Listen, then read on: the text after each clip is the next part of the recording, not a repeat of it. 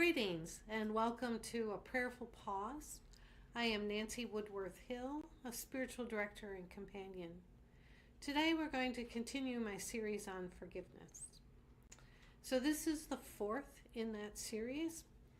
We're going to look at compassion. I mentioned it in the last segment, and we're going to pick it up and do a little bit more looking at it.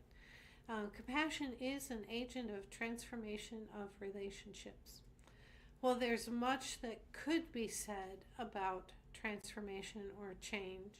What is important here is the notion of a leap of consciousness, a true change requiring only that we see differently.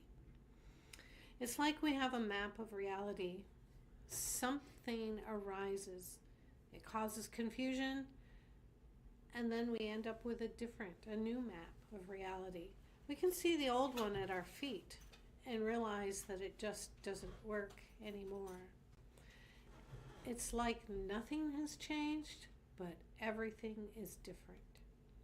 For Christians, love is the means of transformation in the world.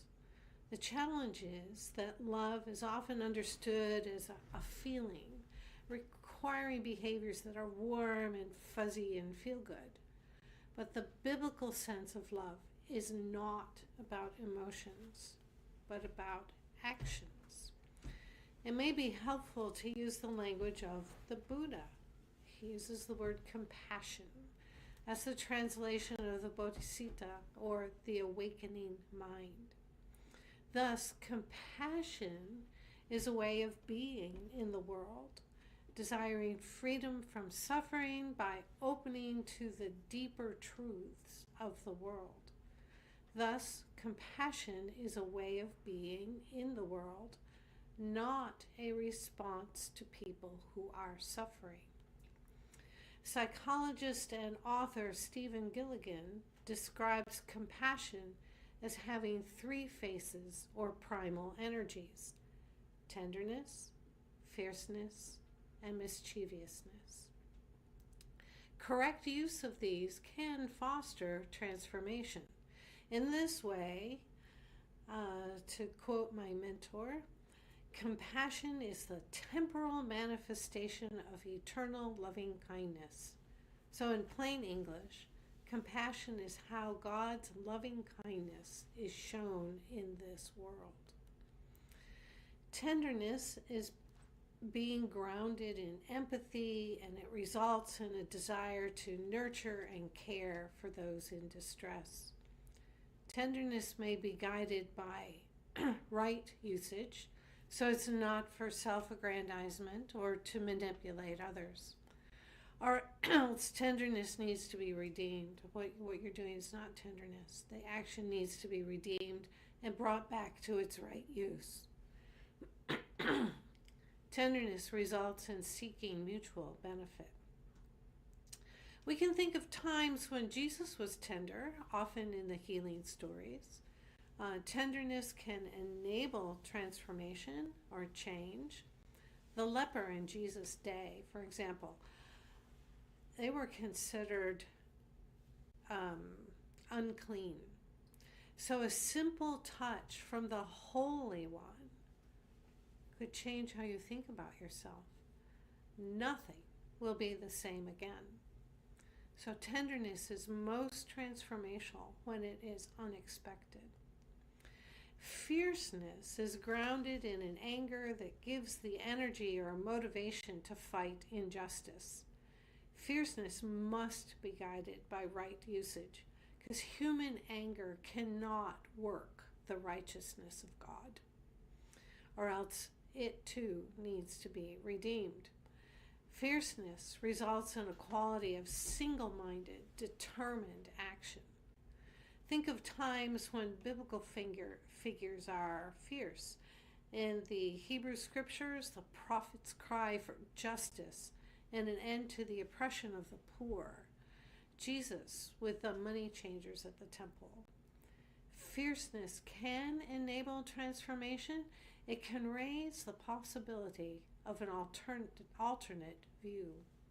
It's focused on the future and most transformative when it is a radical truth-telling. Mischievousness is grounded in a playful curiosity. Mischievousness must be guided by right usage. So, recapturing the innocence and curiosity of a 3-year-old, per se, who knows no limitation to the bounds of curiosity and knows only wonder, the finding of a new discovery. There's an indirect or hidden quality to mischievousness. It's also, I didn't have my, a redeemed sarcasm. So we can think of times that mischievousness is used in Jesus' conversations. So, for instance, with the rich young ruler, or in many of Jesus' parables, or the woman taken in adultery. That line may be more well known. Let him without sin cast the first stone. Jesus doesn't say a thing about the second, third, fourth, fifth, and on stones. Mischievousness, whose nature is confusion, can enable transformation by changing someone's perspective, and they often have little idea about how that was done. So in summary, tenderness is redeemed pity, used in the face of pain. Fierceness is redeemed anger, used in the face of injustice.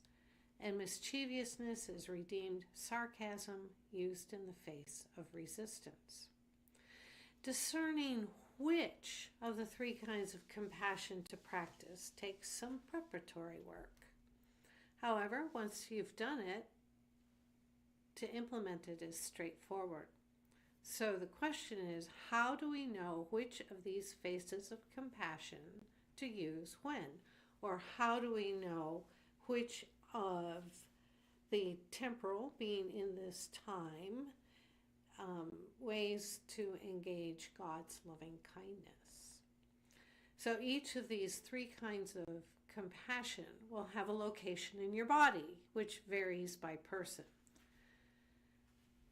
So when you think of being tender, where in your body do you sense this?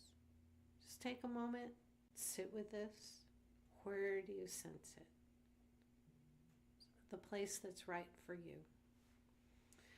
When you think about being fierce, where in your body do you sense this fierceness, this place? Where does this energy come from? Can you locate it? And then mischievousness. When you think about being mischievous, where in your body do you sense it? Now that you have these 3 places, call to mind a situation that you may not have known the best way to respond. And I'm going to invite you to kind of try to put that situation in each of those 3 places that you've discerned and see if there's a place where it fits. Otherwise, it'll kind of pop back out. So which place in your body does that type of compassion fit what is needed in a situation? So you can do this as a situation is unfolding, as something is happening. Try it in those 3 places, and you'll know which type of compassion to offer. Most people can do 2 of the 3 really well, and we need to work on the 3rd one. And another little note, if the person doesn't fit anywhere, it is likely that you shouldn't have anything to do with them. So if you must have contact, keep a distance, including an emotional distance. Watch your boundaries. You need to also take care of yourself. So my thanks are to the Reverend Dr. Rob Voyle for teaching me this. And we'll continue next week.